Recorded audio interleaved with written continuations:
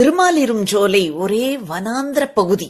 மரங்கள் அடர்ந்து வளர்ந்து இருப்பதால் சோலைக்கு செல்லும் வழி ஒரே இருட்டாகத்தான் இருக்கும். சில சமயங்களில் ஸ்ரீ வைஷ்ணவர்களுக்கு வழிகாட்ட கைங்கரியக்காரர்கள் திருவடி பந்தம் பிடித்துக் கொண்டு அவருக்கு முன்னால் வழிகாட்டிக் கொண்டு செல்வார்கள்.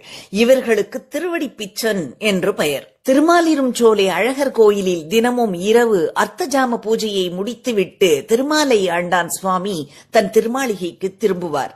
அவருக்கு வயதாகிவிட்டதால் கண் பார்வை மங்கியது. இதனால் திருமாலை ஆண்டான் தனக்கு இருட்டில் வழி காட்டுவதற்காக சுந்தரராஜன் என்ற பெயர் கொண்ட ஒரு திருவடி பிச்சனை வைத்திருந்தார். ஒரு நாள் பகவத் ஆராதன கைங்கரியம் முடித்து அர்த்தஜாம ஆராதனமும் முடிந்துவிட்டு தன் திருமாளிகை செல்ல ஆயத்தமான பொழுது திருவடி பந்தம் பிடிக்கும் சிஷ்யனை காணவில்லை.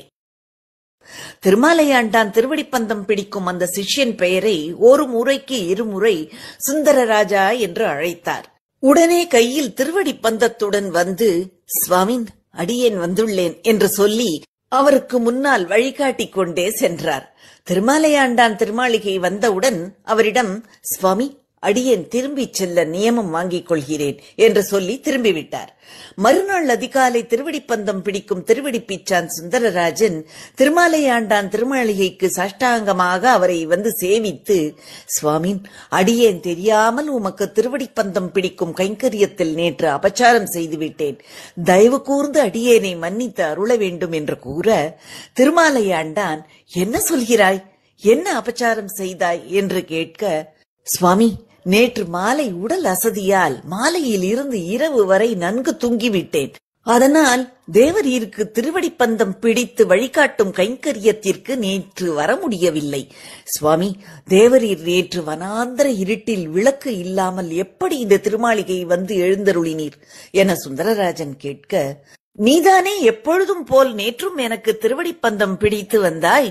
திருமாளிகை வந்தடைந்தவுடன் விடை பெற்றுக் கொண்டு போனாயே" என்று சொல்ல, "சுவாமி, அடியேன் வரவே இல்லை" என்று சுந்தரராஜன் மறுத்தார்.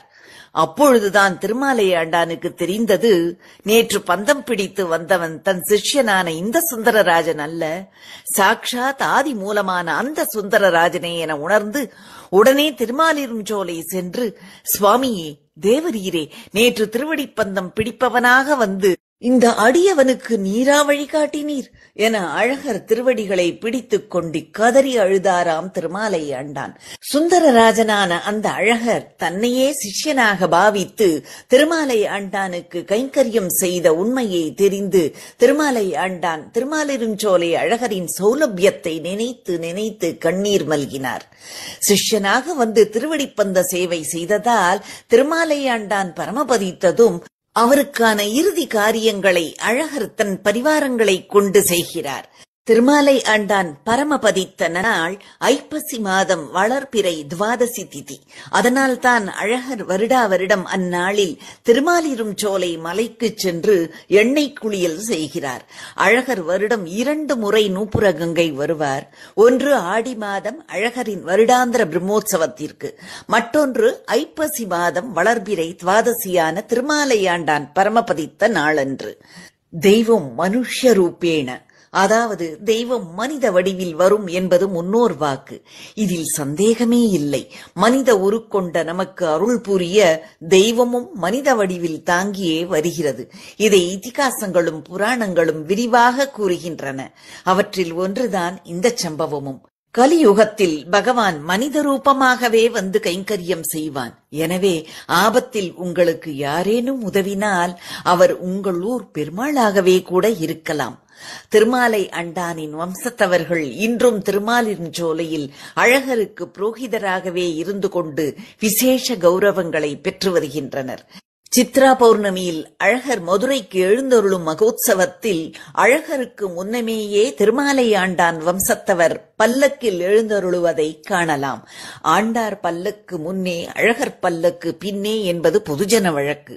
தொண்டரடி பொடியாழ்வார் அருளிய திருப்பள்ளி எழுச்சி என்னும் பிரபந்தத்திற்கு தமேவ மத்வா பிரவாசுதேவம் என்னும் தொடங்கும் தனியனை அருளியவர் திருமாலையாண்டான். ஆளவந்தார் ராமானுஜருக்கு திருவாய்மொழியின் அர்த்த விசேஷங்களை கற்றுத்தரும் பொறுப்பை திருமாலையாண்டானிடம் ஒப்படைத்தார்.